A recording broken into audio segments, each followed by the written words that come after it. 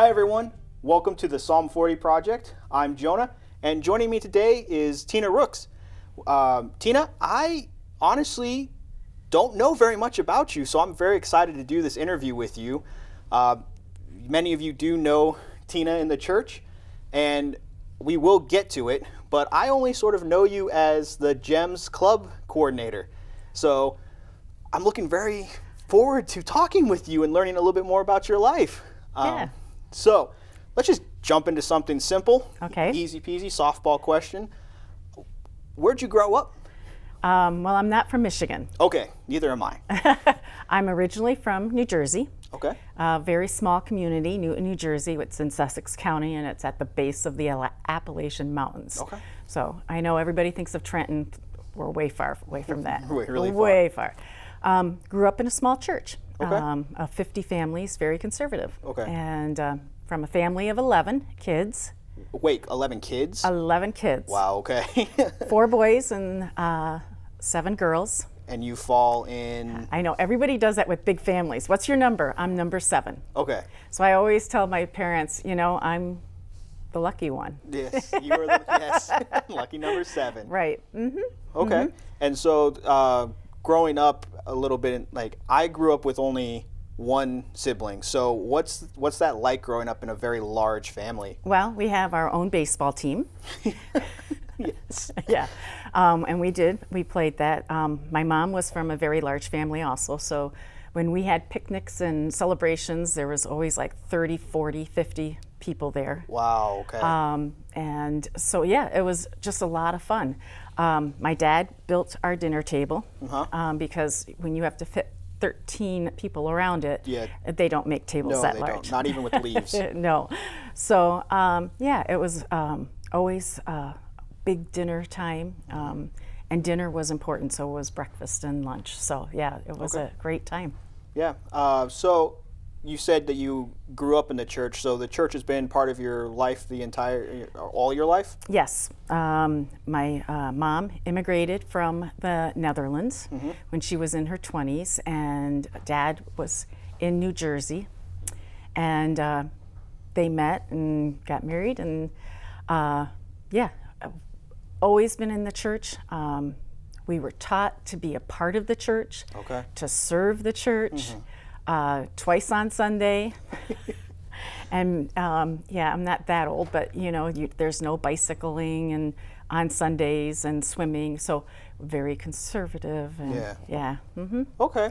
I can see a little bit of how that lifestyle has been instilled in you up until this point, because I do see you at church twice on Sunday. Yes, you do. Some of you might see Tina and Dean in the balcony on the Sunday morning. Yes. And then about halfway up on the right side Sunday evenings. Well, it seems like we have this pattern, but then at least everybody knows when we're absent, hey, where are they? Yeah.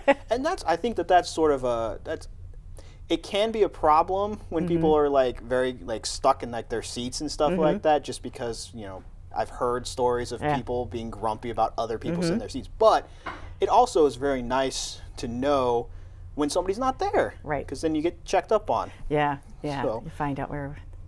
Yeah, that's fantastic. I was just a little curious as you're growing up, being in a smaller church.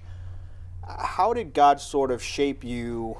And I know that's probably a really big question, but how does God sort of shape you as you start growing up? Well, again, being of a big family, we didn't do a lot of the sports and all of that kind of stuff because we were from a big family. And so most of our time was centered around church. So in the summertime, it was Vacation Bible Study, school. Not that we did go to it all the time, but then as we grew up, we were also helpers or teachers of it. Okay. And the same way with Sunday school, and Dad was a catechism teacher, and and we helped as a family. Oh, we were always working because, you know, when you have that many people, unless you're self-made millionaire, you know, we all had to pitch in Yeah. to make the family work. So, yeah, and it was fun. We church picnics were just a riot. Mom and Dad, you know, when they would bring food in the crock pot, everybody wanted to, you know, help out. But yeah, they never told the people what they were truly eating. It could have been squirrel or a rabbit, but yeah. That's awesome. Yeah. And so this was just sort of your experience for, you know, until you graduated high school, and then. Correct. How I made profession of faith or got to that point in my life, we were around the dinner table, and I'm sure we were having conversations that Dad was just like, okay, either we were bickering or we were laughing and joking too loud. And Dad finally pulled us all together and said, okay, guys, you know, I hear what you're saying, but how many of you guys know what the first question of the catechism is? Oh, okay. And, you know, I'm 16 now, getting to the point of thinking that, yeah, I should be making profession of faith. And here I couldn't do it off. And, you know, what does, here it is again, you know, what is your only comfort in life and in death? And he is my faithful Savior, Jesus Christ. And then when you said it, it's like, okay, is he? You know, and so that's when I went to our minister, and again, it's a small church and they always have different classes.